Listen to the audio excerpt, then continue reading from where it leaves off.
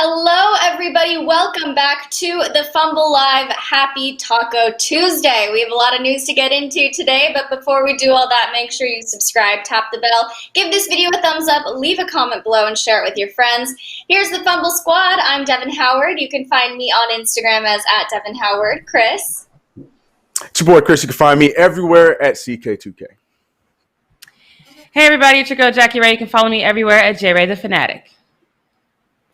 Hey guys, it's your girl Britt Johnson. You can follow me everywhere at I am Britt Johnson. I'm a little under the weather today, but Jackie, what day is it? It's Taco Tuesday!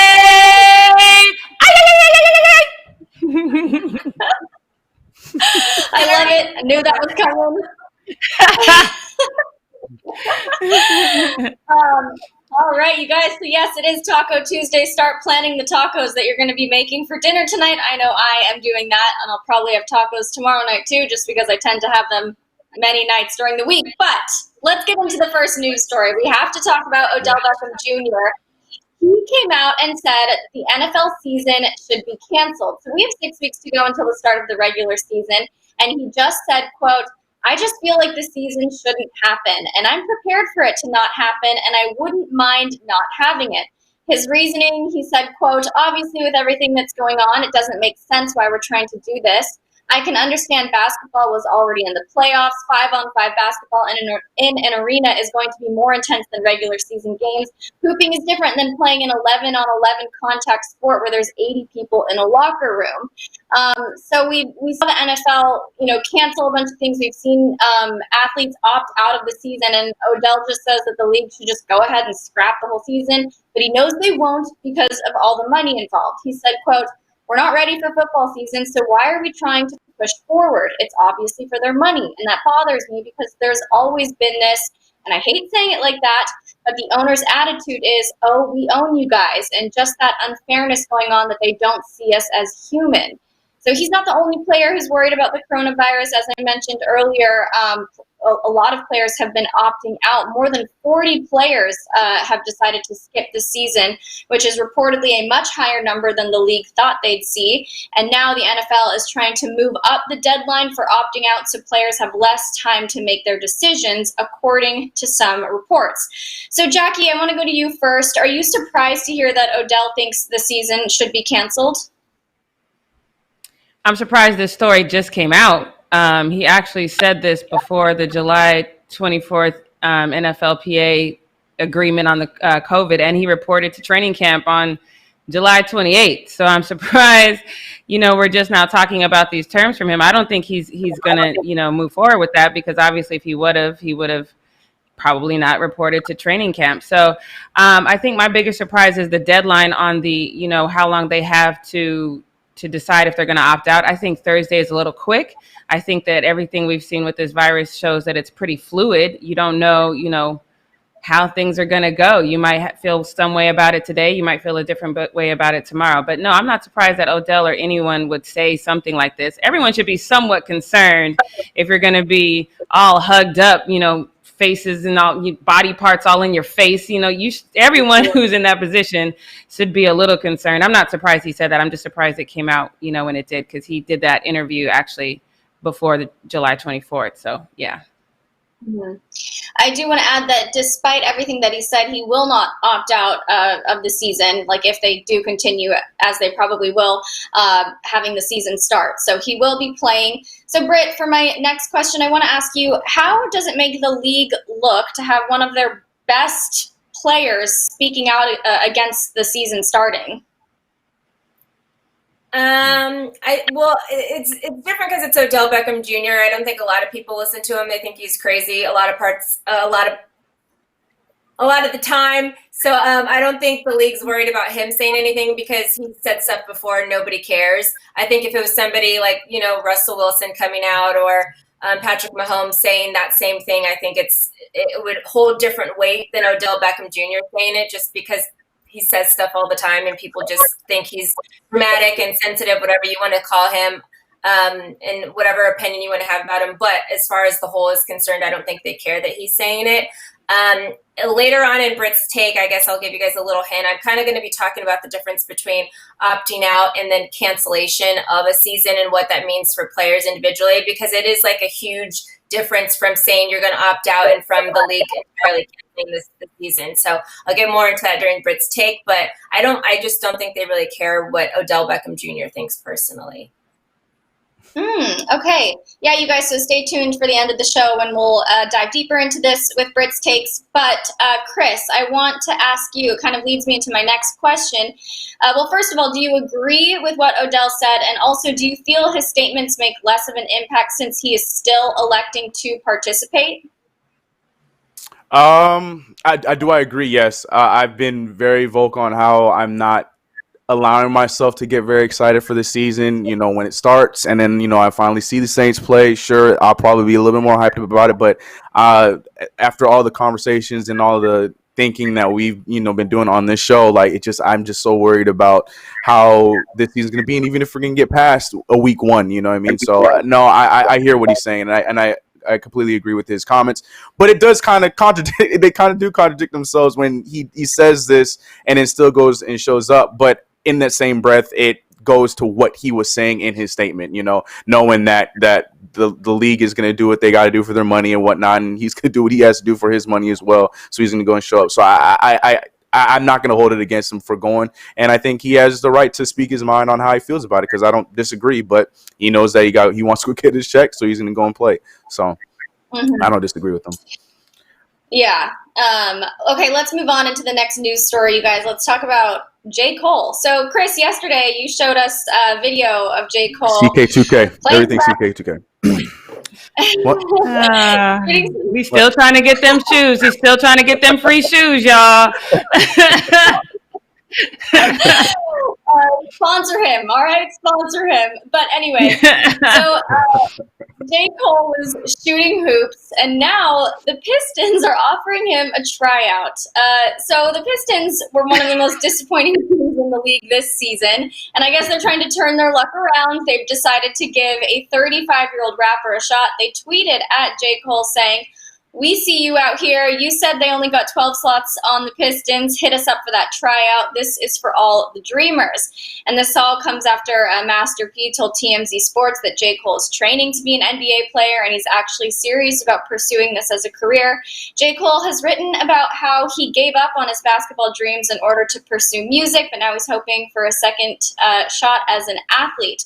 So, Britt, I want to go to you. Is it unfair that J. Cole gets a tryout while many athletes sit at home without a contract? Do you think fame is a good enough reason to give someone a shot in the NBA?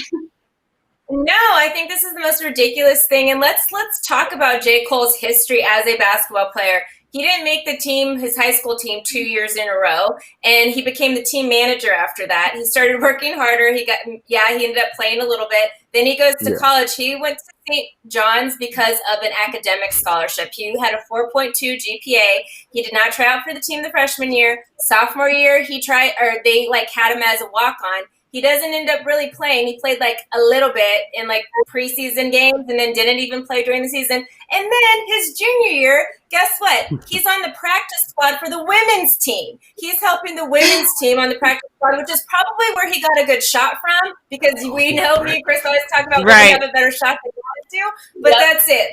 He in no way should be on anybody's NBA team. He should not even get a tryout. Why even entertain this? This is so silly. I can't even, there's so many G League guys that are so good, so many guys playing overseas that are so good. And as a person who, I'm in a field too where I see athletes and stuff get jobs when they don't know anything about journalism and didn't go to school for it. So, I understand how athletes could be so mad to see this moment where, the Pistons are yeah, we'll sign you, buddy. And, no, don't even give him a try. That's such a waste of time.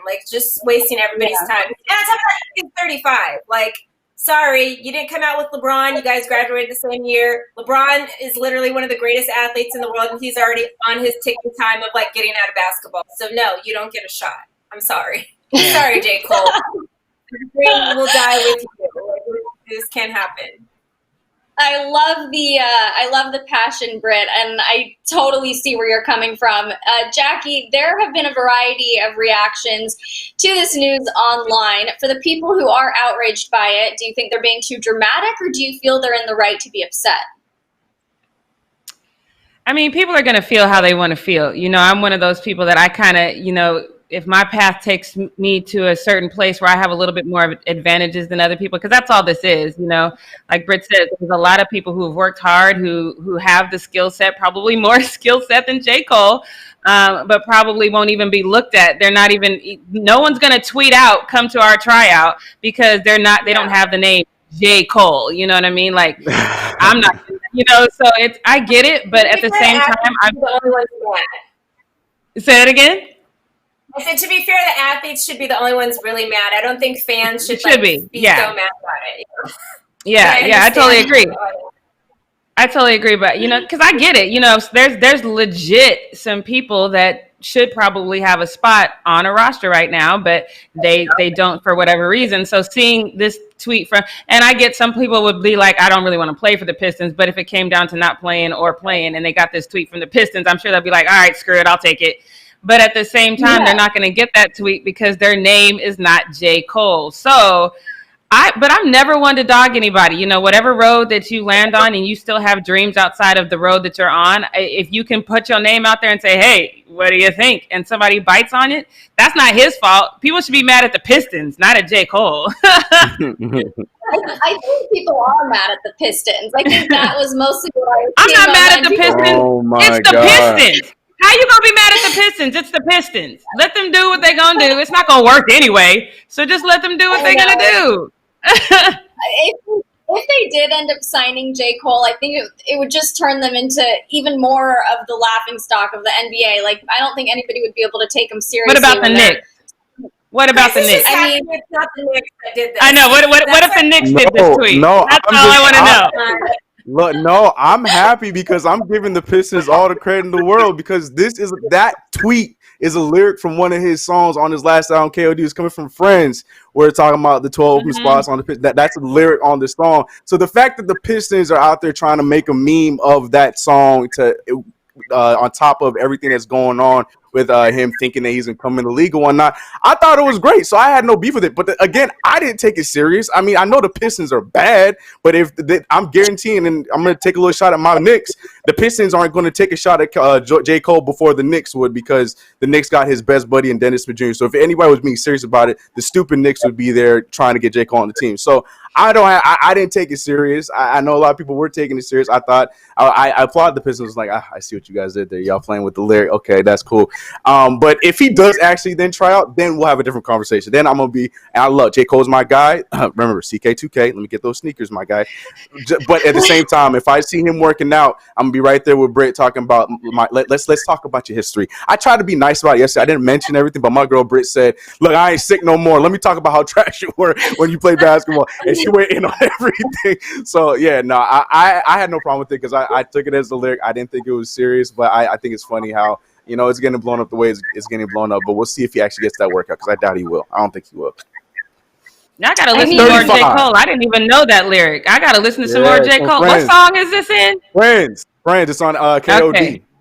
Yeah, okay, I'm about to listen to that. Yes. I thought it was a legitimate offer to come try out. I didn't realize it Me was too. a Pistons being slick, boy. Pistons being slick.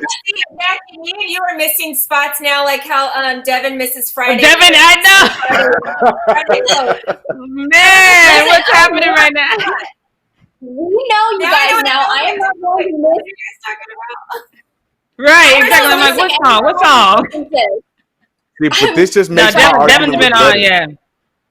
Yeah, I got it. Like, I'm such a big fan. I'm memorizing all the words to that movie, so I will never miss another reference, and I watched it. So there's that. On that note, Chris, take it away. Oh, yes.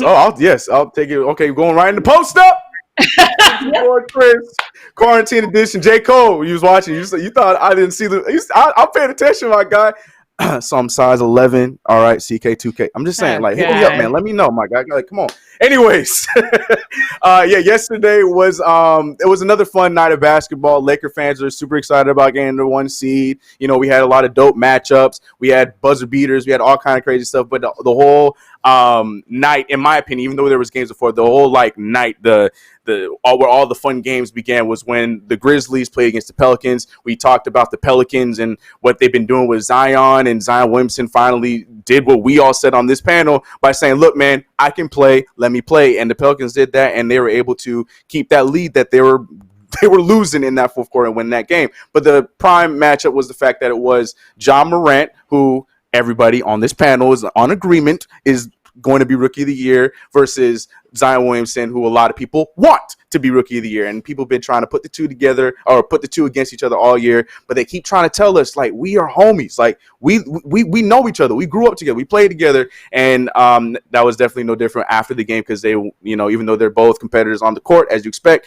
game was over. They caught up, and then they had this nice, cute little moment. If we can get that video up. Yeah, look at them, best friends. I was like, yeah, man, South Carolina. Yeah, I know. It's the same. This is Orlando. It's crazy. Whatever. So, good moment, blah, blah, blah. Pelicans won. We're not talking enough about how the Grizzlies, they out here dropping games. They got to stay safe in that 8th seed.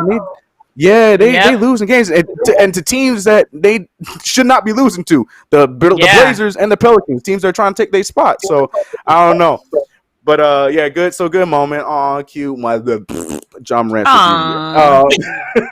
Moving on to the Clippers, who were caught slipping. Now, first of all, everybody has been caught in this position. Before we go in and laugh at these two, everybody has been here. But it was still funny when we saw this video, because we saw Patrick Beverley with his mouth wide open catching all the flies, and my man Lemon Pepper Lou in the back still dreaming about those wings. But they are coming back from their practice, and they were caught slipping on the bus. Patrick Beverley looked like he's dead. Patrick Beverley looks like he's dead. I don't know what's going on with Lou, but this is hilarious. I just think it's great. But here's the key thing. Yeah, I have no problem with Lou at all. But Patrick Beverley he looked dead. Like, time he has every part covered up on his face, but the part that's supposed to be covered up, and that's supposed to be his mouth and nose. Yeah, but they got caught. But they weren't the only one caught slipping. Oh, I can't even say that. Aisha Curry wrong for this. I don't know if I have a problem with it, but she wrong for what she did to her man Steph Curry. Now, Steph Curry just minding his business. He's not in the bubble. He don't have to wake up. He ain't have no schedule no more to be going to workouts and stuff like that. He's just dad mode right now, and with his workouts, getting ready for next season. But Aisha Curry out here in these streets, not letting my man Steph get his Z's. Now, I don't know what time it was in the morning. Maybe it was too late, but it looks like it wasn't that late in the morning where Aisha Curry was out there recording Steph Curry waking up. But the best part was how lost Steph Curry looked when he did finally wake up. So here's this video. We're going to jump right. See, he's dead. So same thing. Chooch. Dead. She calling him Chooch. Watch him wake up. Watch him wake up.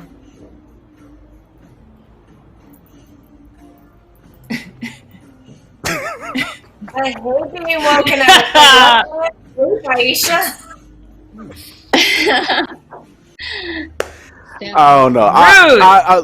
That's what I'm saying. Let the man sleep. All right, he is on his off. He's having his first. I don't even know. He got up to go somewhere. I don't think he knew where he was going to go. Wait a minute. That's why I wanted to see. He's sleeping in all his clothes, though. You don't even get a little bit comfortable before you.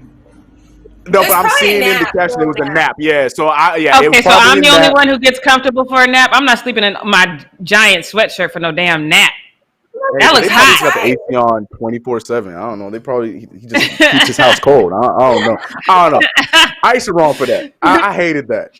Let him sleep, man. I can't. Right? Yeah, that's rude. That's rude. Wake up, Chooch. Like, let him sleep. Leave him alone. But he looked lost when he woke up. Anyways, it was funny.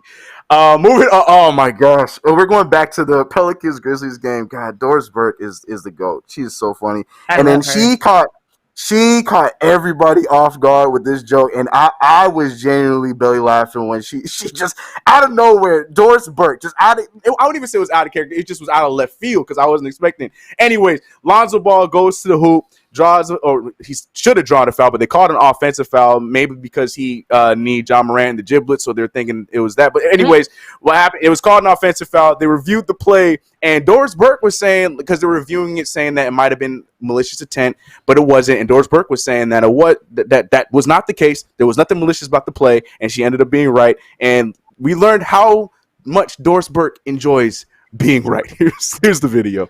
I do like being right. Ask my ex-husband. Happens every time.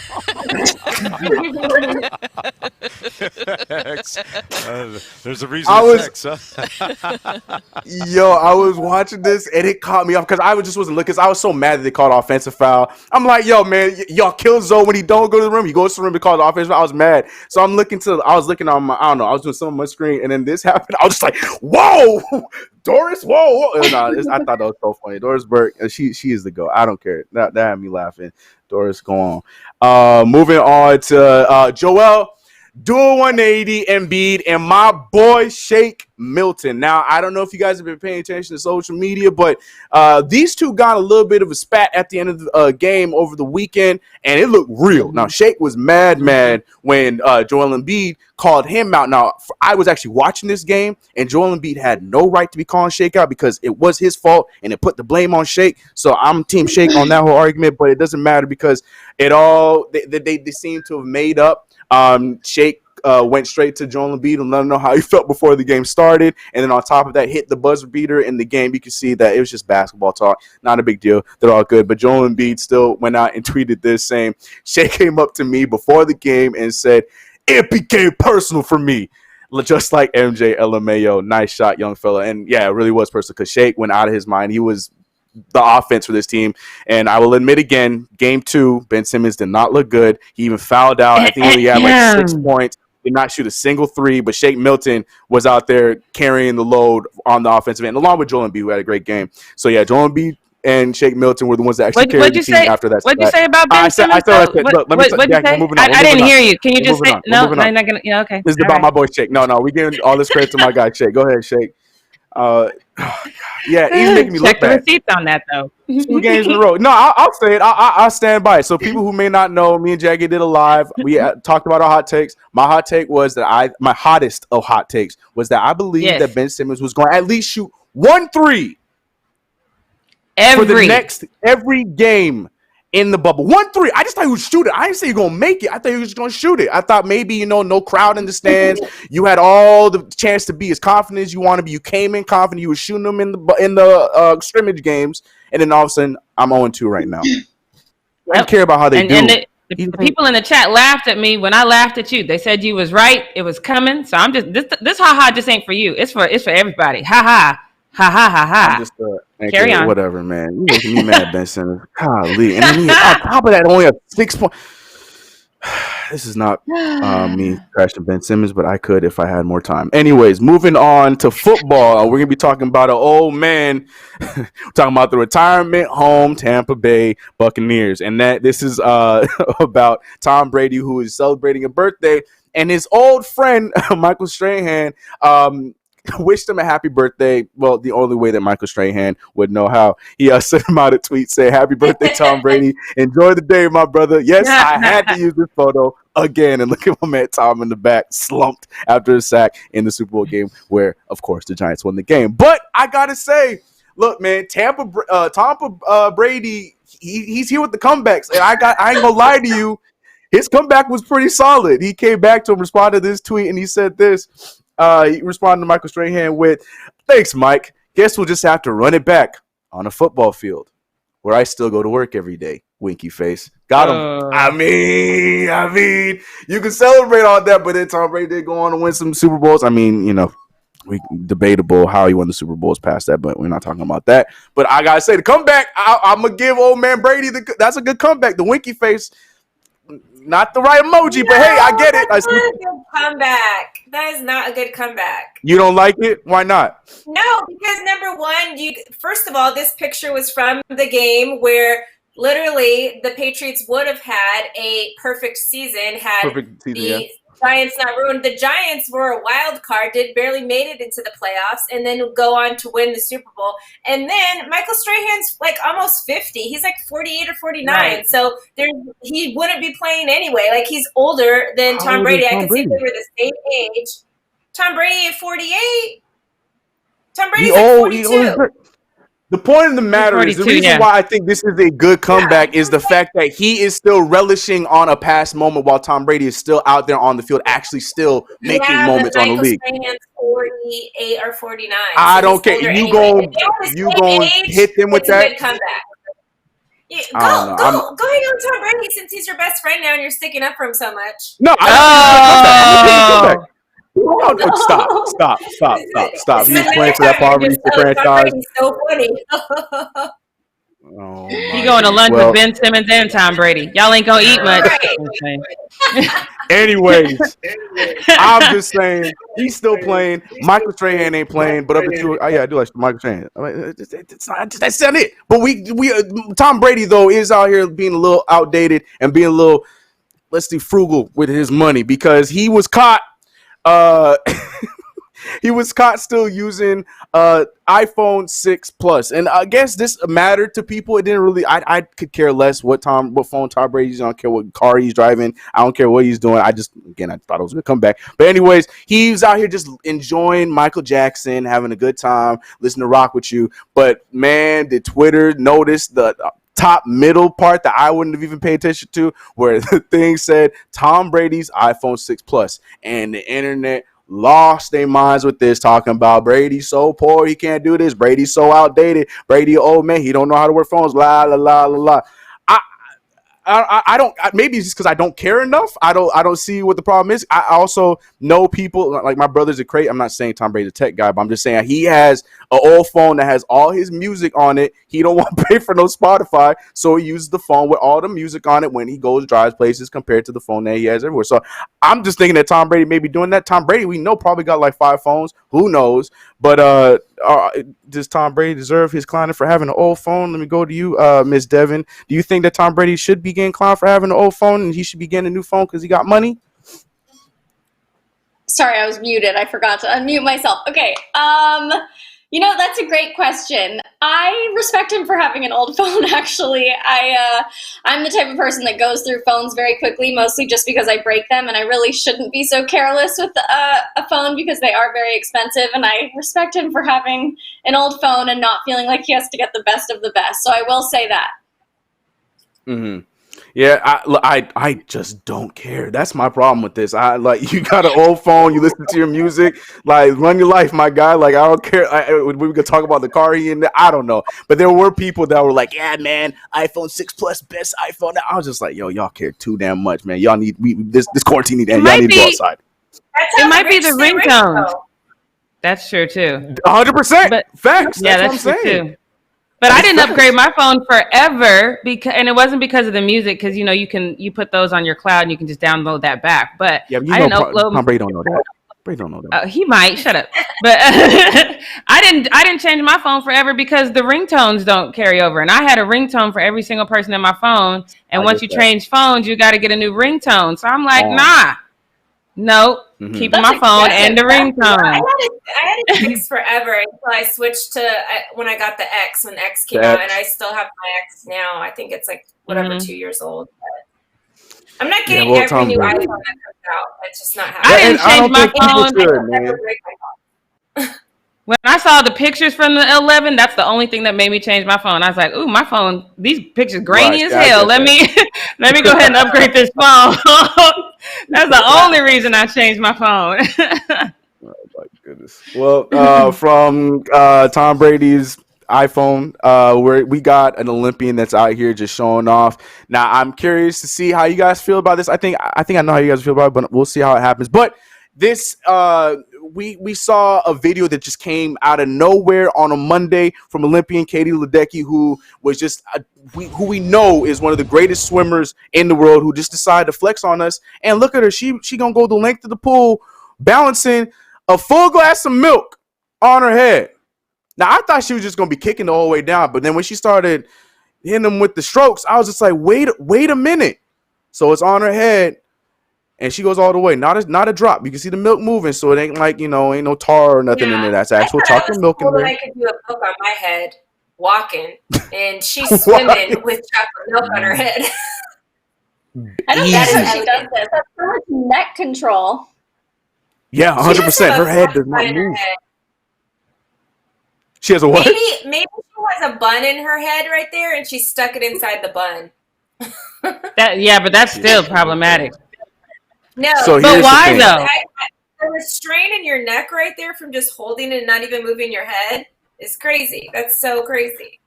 So here's the thing. So nobody's gonna ask why though? Like why though? I have the why. I have the why. This was actually for an ad that she was doing for the Got Milk Challenge on TikTok. So she was opening that up with this, with her balancing milk. Now a bunch of other TikTokers, I'm sure, are going to be doing their Got Milk challenges in other different ways. But it was an ad. So because of that, do you guys believe it was real or was it fake? Because it's an ad. I don't know if I care enough. I mean, I'm going with real, I guess. It's like when Kobe jumped over the car, but he didn't really jump over the car. They like put the car in there after the fact.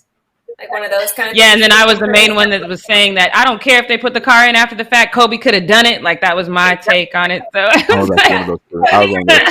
like, he still cleared the car. Right? Yeah. Yeah. Nah, I don't. I'm giving it to her. I think it was 100% real. This is an Olympian swimmer we're talking about right now. I 100% believe that this is something that she was able to do. That would have been a flex. She took off her head. She should have drank it. Yeah, right. She's probably lactose intolerant though, so maybe not. Or maybe it was just really hot, and the milk ended up being hot with that. So I don't know. But anyways, yeah, hot milk. I don't even drink milk like that. Anyways, on that note, that is it for me over here on the post up. Oh my goodness. All right, thank you, Chris. Yes, Jackie, it's your turn. So tell us what we not do. Yeah. All right, I love it. Okay, so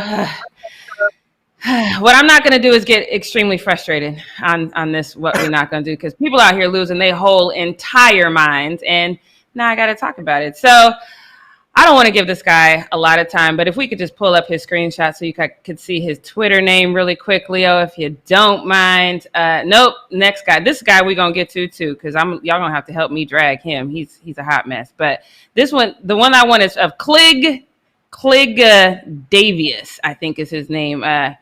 Maybe Leo. It's the Clig Davius. There he goes. There he goes. Praise God. So this is Clig Davius. You will note that he is a very muscular black man. I'm guessing, now I'm just throwing a little bit of shade out here, but I'm guessing he's a black man that refuses to date black women, and he has a MAGA hat and tiki torches in his backyard for when his girlfriend Karen wants to go marching around and paint over Black Lives Matter sign. And the reason why I think this is because this is a black man who took time out of his way to do the most stereotypical judging black people by their names comment ever. Now, Tre'Davious is a cornerback for the Buffalo Bills. If you don't know that, he received his first Pro Bowl nod after pulling in 6 interceptions for Buffalo. You know, I get that they're different now, but they'll still always be Buffalo for me. He's going into his 4th season, and every year his stats get better, so I think that's dope. But nope, Karen's boyfriend went in on his name. He said, in his tweet, he said, if I'm hiring and I see a name, Anna, it's they're 2 words, genius. Nope. On his application, nope, I'm balling his app up and tossing it in the check because he can hear the pants sagging. Look at all the typos in that. It's on 2 words. What? Balling should have a G. Tossing has a G's. In the is what he meant. Trash. Like, because I can just hear his pants sagging. There's also supposed to be a G there. I always have a problem with a black man dragging other black men, especially when it's unwarranted. This man has 4,000 followers. Nobody asked you. Nobody cares. But, of course, it got back around Tre'Davious, and he said, shame on you. This Tre'Davious is a high school class valedictorian and 2-time All-Sec academic honor roll student. Also, I graduated in 3.5 years from LSU, but it don't matter. I'm going to be the one doing the hiring. I'm I'm my own boss. Next with a peace sign. Now you would think. Now I actually had time, so me and this guy have been going back and forth. So you would think he would stop, but he yeah, we've been going back and forth. When you see me looking down earlier today, that was me and old boy. We've been at it. He said, so he tags Tradarius back and he goes, my location on, as if he's ready to be about that light and catch some hands. So I tweeted back to him and I said, you know, you ain't about that life. You know, you ain't got those hands. And then he tweeted me back and says, tell your boyfriend who's in jail when he gets out to come see me. And then I tweeted back, my boyfriend don't need to handle my lightweight. Come see me. And then now we just still going back and forth. So I don't really have. I told y'all I got time. I tried to tell y'all I got time.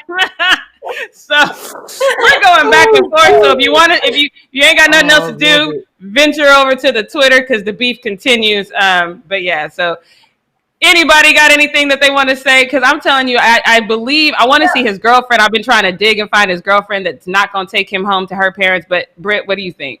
I'm praying that this is like a fake account. Like this is not even a black guy. It's like probably some white guy saying some me too. crazy stuff. Like, because I get that a lot on my social media. It'll be like a picture of like a black guy or something, but it'll end up, you could tell it's like some guy that's just being a little racist piece of crap, and he's like just has a picture. I don't know. Yeah. But if it's not though, I'm not surprised. It sounds very what's his face? You might be right.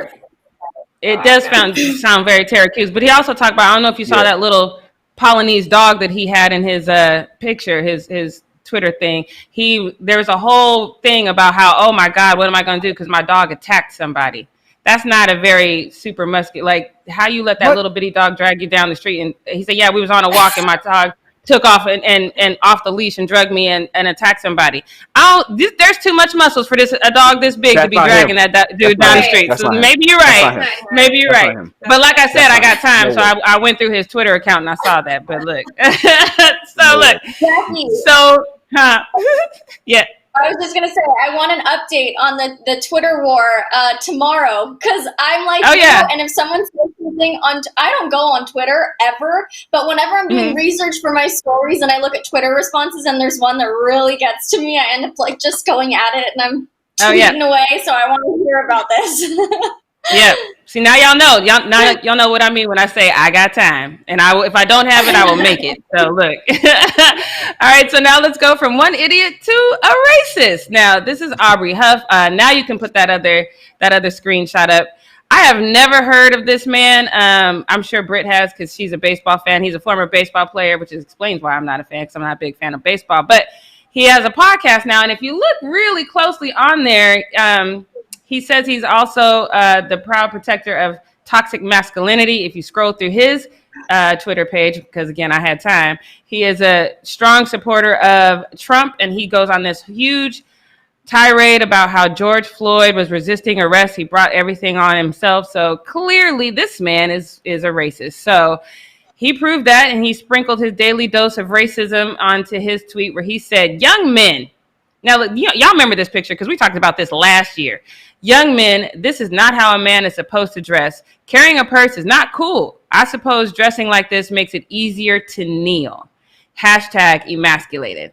There's a lot of problems with that statement, and the kneeling part and the emasculated part. That's a whole nother story.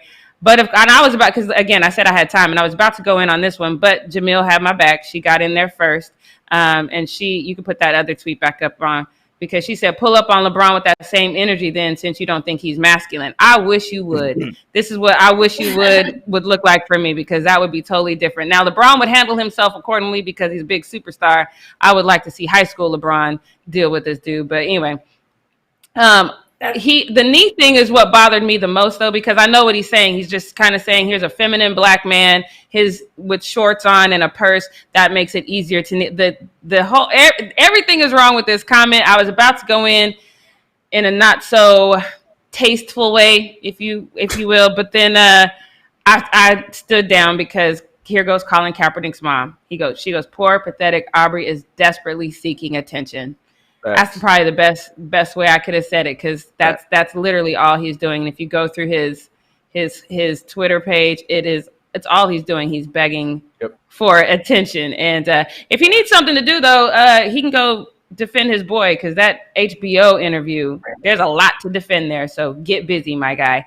I expect nothing less of a Giants player. That's why I'm Dodgers Nation over here. He played for the Giants, so got it. I didn't like him. Mm-hmm. Yep. So he's definitely pathetic then, and looking for attention. Yeah. All right, guys. So that's all I have for what we not gonna do. But I did, before I leave out of here, I wanted to remind you guys that we are still raising money for the Equal Justice Initiative. And as you know, the Equal Justice Initiative is an incredible nonprofit organization that provides legal representation to prisoners who may have been wrongfully convicted of crimes, poor prisoners without effective representation, and others who may have been denied a fair trial. Today, we have another example of how your money can help those who are incarcerated unjustly. In 2001, Ulysses Rodriguez Charles was released from prison after serving 17 years for aggravated rape, robbery, unlawful confinement, and entering armed with the intent to commit a felony. The incident took place in December of 1980 when a white woman was raped in Massachusetts. He was convicted based on eyewitness misidentification and was sentenced to 72 to 80 years. His conviction was vacated after DNA testing of semen found on the victim's bedsheet excluded him, and he asserted that he had been targeted by police after a police officer with a vendetta who hid evidence in pursuit of his wrongful conviction. The sad part is the real perpetrator of this crime was never found too. So not only did he spend 17 years in prison, this other perpetrator is walking around free. So this is why it is so important to get involved with the EJI movement. You can donate by sending a super chat. All donations go directly to EJI. Anything helps. Any little bit helps, you guys. So just feel free to, even if it's $1, please go ahead and donate. And if you want to learn more about EJI, you can visit their website directly at eji.org. Thank you guys so much for all of you who have donated. Please take time to donate more. And that is it for me on what we not going to do. So Chris, yes. I know you have nothing else to do, because it's not like you cheering for your boy Ben Simmons to make no threes. So get them vocal cords ready, because now it's time. It's time for Brit's Takes. Brit's Takes. I felt like there was an extra bub in there. Yeah, it was an extra bub. There was. Glad you felt it. Yeah, I mean, I wasn't here yesterday, so maybe you just had to throw a little extra in there. It's fine. Yep. It's okay. Mm-hmm. Don't do it again, though. Don't do it again. Okay, noted. Today we are talking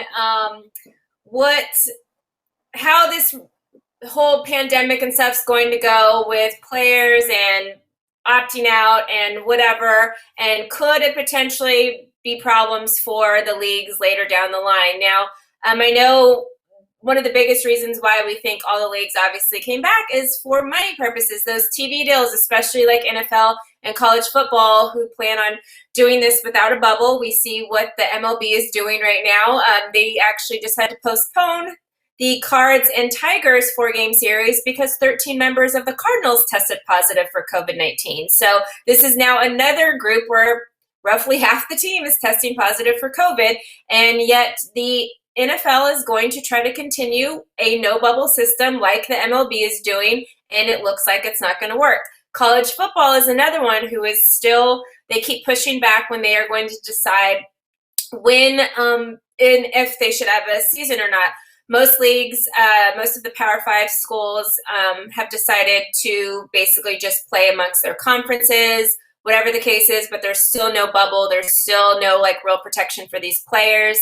And we know, I talked about it at the very beginning when college teams started going back to their training camps, which has been over a month and a half now that college players have been allowed to rejoin their team and do their camps and stuff. I talked about Kansas State, who had 14 players. Clemson had a bunch of players, and obviously LSU had at least 30 players test positive for COVID out of 115 players. One of their linebackers, Trevez Moore, actually tweeted out late last night about his situation with COVID, and he said, "Bro, coronavirus is real. I was 256 pounds now. I'm 229. So he has lost a ton of weight. He said, because I lost my appetite and it's hard to eat. Plus you can hardly breathe. You can't smell food. You can't taste food or taste any liquids. Stay y'all ass in the house. So he came out and said that. And again, we've been talking a million, times about the fact that, yes, people have been cleared of COVID, but we still don't know the long-term effects of it. For a while, Rudy Gobert said he still couldn't taste anything or couldn't smell anything. And now we're seeing players that literally, an LSU player who their season is going to start roughly at the end of this month, unless the NCAA decides to do something else. But as of now, last weekend of August is when their season is supposed to start. And he's almost 30 pounds under what his normal playing weight is. And we know how it works in the systems. Like, they have to actually play within a certain range of their weight. So if they go over or under their weight for NFL, we know players get fined for that. Eddie Lacy notoriously got fined every single year because he was always overweight. But they put you in that because that is your best playing weight. That is where they feel like you are the most productive as a player. And for this guy, so you're saying he's going to have to put on like almost 30 pounds in order to be able to play at his normal weight? Like, this is supposed to be a big guy, and he is not at playing weight right now. This can cause injuries. It can cause, fatigue in these players, all this kind of stuff. And with, obviously, we were talking about with Odell Beckham Jr. earlier, and the fact that, players, close to 40 players have opted out for NFL. There were players, obviously, that we know opted out in the NBA. There's MLB players. They've all, a ton of players have opted out going up into the season. Thursday is obviously the deadline for the NFL. I think it's a little bit different with their opting out options versus the opting out of pro players, because pro players technically are still supposed to get their contracts, so yes, they don't get the money for this season, but their contract is kind of basically extended. So if they had only signed a 1-year deal this year, and that 1-year deal, they decided to opt out, then they would be basically getting that contract for next year. Obviously, the NFL, don't trust them saying that, because NFL literally can cut you at any time and you could lose out on money. So I don't really say it's a guarantee for the NFL like it is maybe for NBA. But the pro players are supposed to still be on some type of contract, so they're not necessarily losing out on as much. But early this morning, he tweeted it at like 5:30 in the morning. Rashad Bateman, who is actually one of the best receivers in college football right now. I don't know if you guys know him. He plays for Minnesota. He is really, really good. He had an amazing season last year. He is probably the most notable college player that has decided to opt out. He announced this morning he will be opting out of this season. And opting out for college players is a bigger risk than you could ever imagine for these pro guys, because, like I always say, the whole motto of never let a freshman take your spot is based off college. Like, these young kids come in, and then another year later, there's a whole nother group of recruits or whatever coming in, and you can literally lose your spot to a younger guy that's bigger, faster, stronger, better than you. And now players that are opting out for college have to not only look at the upcoming freshmen coming in or the guys that redshirted the year before, but they're also now going to be a year removed from playing their sport. So, and college is not very forgiving as far as like giving players opportunities. Coaches are now going to be like, oh, well, you said you wanted to opt out, so you don't really care about football. So guess what? We're just going to bench you. We're not going to play you or whatever. And football is all about their business even more so than the NFL is. And these guys are not like, technically they're not making, you money, or you're not having to pay them money. So the coaches are very easily done with players. It's a cycle. I mean, you have players coming in every single year. You have literally every 4 years, you have a whole new set of players than you had 4 years ago. So their overturn rate is so high that they don't really build these bonds and connections with, players and stuff like that, like you could possibly do in the NFL, where you have, we see guys that literally are on teams for like 10, 15 years and still like get the boot like they didn't even matter. It was so weird seeing yesterday Jason Witten in a Oakland or a Las Vegas Raiders jersey, but time to go, buddy. You out. We're bringing some new guys in. So with college football, the opting out thing is like a huge issue because these players are not going to get these opportunities. And this is why Odell Beckham Jr. has said we should just cancel seasons, because you opting out actually negatively affects you. You know, like you could say it's whatever, this, that, and the third, but you're changing now the playing field for a whole group of people. So other players are going to get opportunities. They're going to get a chance to step in, and the guys that opted out aren't. But then you also have situations like Moore from LSU, who decides to stay and wants to play with his team, but then he ends up in a situation where he gets COVID and now drops 30 pounds. So you're literally losing whether you opt in or opt out, because if you opt in and you get COVID, then now you have a problem, and people are going to be like, oh, well, you should have opted out. But if you opt out, you're losing your opportunity to play, and you're losing your playing field, and you're literally there's so much that goes into it, because a season is still happening, but it's happening without you being there. So if you are not there, you get forgot about very quickly. People aren't going to remember what you did 2 seasons ago. They're going to remember what you did last season. And if you weren't playing last season because you opted out and you're not a top player, then you're going to be forgotten about very quickly. And this is so crucial, especially in college sports, but even in the NFL, which is why I see why Odell Beckham Jr. is like, I mean, yeah, if we have a season, I'm going to play, because I don't want to lose my opportunity, especially the 2 seasons after he didn't have great stats or whatever. He doesn't want to lose his opportunity and have somebody come in and take his spot. But at the same token, you just should suspend the season so nobody gets. We start next year a level playing field where you don't have these people who either had health reasons or just had babies or whatever reason, and they were forced to basically opt out. But now next year they come into a thing where they're a year behind everybody, and a lot of times they get forgotten about very, very quickly. So I understand I would like the season to be canceled, but I also am going to play. But you're putting these players in a very bad position, because if we see more guys end up like the LSU linebacker did, this is going to be bad for the league as a whole. My question is going to be for Jackie. Do you think we will actually see either civil or lawsuits in the future because maybe maybe a player felt like their opportunity was taken away from them, or in the opposite thing, they got COVID like this linebacker did and had it negatively affect his career, but he felt like he didn't have a choice to opt out? You know, I've been wondering that. I'm more so like if they play and they get COVID. But it's one of those things that you can, I mean, when you just take football out of it and you kind of think about like having a regular job, if you are on your regular job and somebody does something to deny you an opportunity to advance your position, you have grounds to sue. So is this one of those things where, you know, if we look at it the same way, yeah, this is their opportunity to advance to another level. And if we're taking that away from them, even if we take it away from them for safety reasons, but it's a slippery slope, I think, because, and I've said this from day one, there's no win in this. You're either going to let people play and then they potentially catch the virus, and best case scenario, they catch the virus and they're like a lot of people, I think it's something like 89% where they fight it off in 7 to 14 days and they're fine. But they could also be like other people and they lose like this 30 pounds and they lose their hearing or they can't. So there's no win in this. It's a very slippery slope. And, you know, I feel for everyone involved in this situation, because I know as an athlete, you want to play. Like that's just you've gone out there, you put your body on the line. You're used to putting your body on the line. So somebody telling you a virus that you can't really, it's not tangible to a lot of people because they haven't experienced it.